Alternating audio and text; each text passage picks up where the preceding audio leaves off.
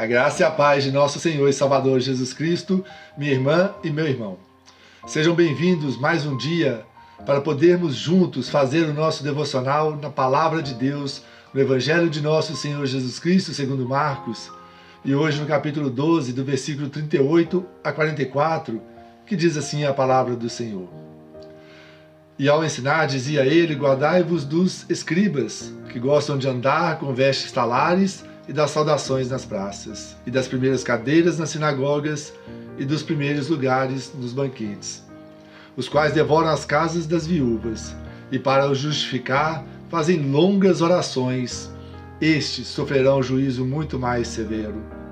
Assentado diante do gasofilácio, Jesus observava como o povo lançava ali o dinheiro. Ora, muitos ricos depositavam grandes quantias. Vindo, porém, uma viúva pobre depositou ali 2 pequenas moedas, correspondentes a 1 quadrante. E chamando seus discípulos, disse-lhes, em verdade vos digo que esta viúva pobre depositou no gasofilácio mais do que fizeram todos os ofertantes. Porque todos eles ofertaram do que lhes sobrava. Ela, porém, da sua pobreza, deu tudo quanto possuía, todo o seu sustento. Meus amados, parece que voltou ao normal. Depois de Jesus conversar com aquele fariseu que estava se aproximando do reino de Deus no último vídeo, veja aqui, agora Jesus vai ter que censurar os escribas novamente.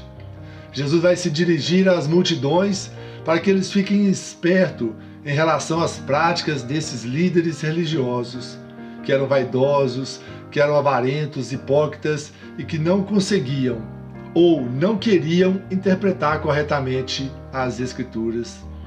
Jesus os advertiu a respeito da vaidade espiritual e do exibicionismo religioso. Os escribas vestiam impecavelmente, andando com roupas belas e especiais, mas só para chamar a atenção das pessoas para eles.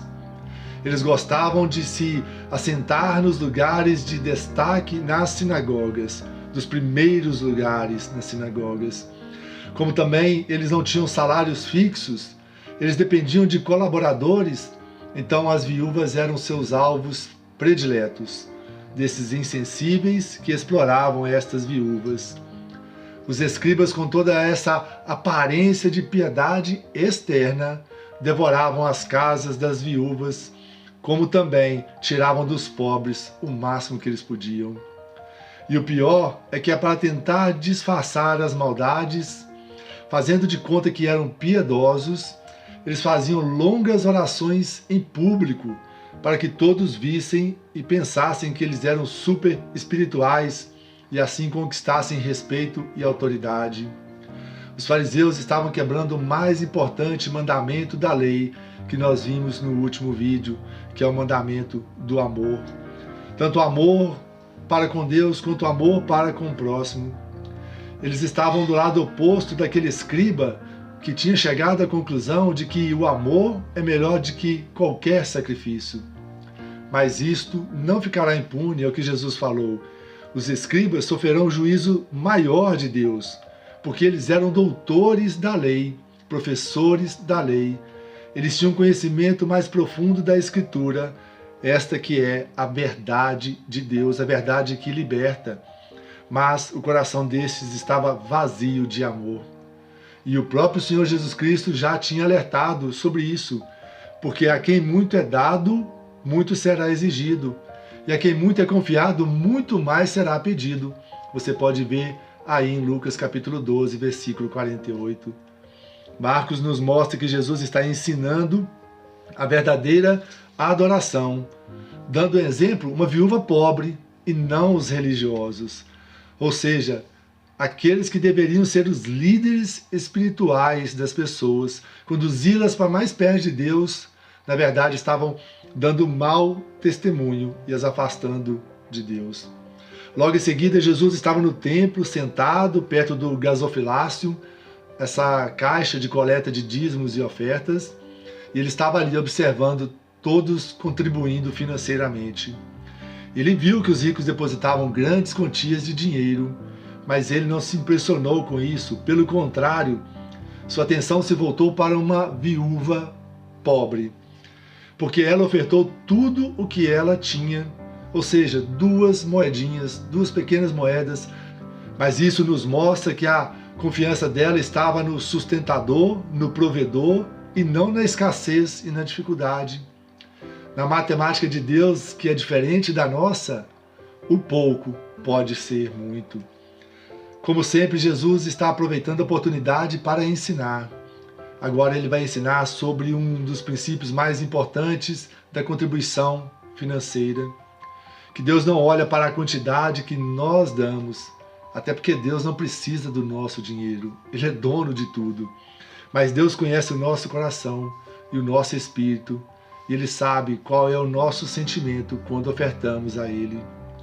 Para Jesus, aquela viúva contribuiu muito mais que os ricos, porque eles estavam dando as sobras. E meu irmão e minha irmã, aquele que é dono de tudo, dono do universo, Ele não é Deus de sobras, não é mesmo? Aquela viúva sim entendeu bem quem Ele é e deu uma oferta sacrificial. A Bíblia nos ensina a trazer a Deus as nossas primícias, não restos. A palavra de Deus vai dizer que devemos honrar ao Senhor com nossos bens e com as nossas primícias de toda a nossa renda.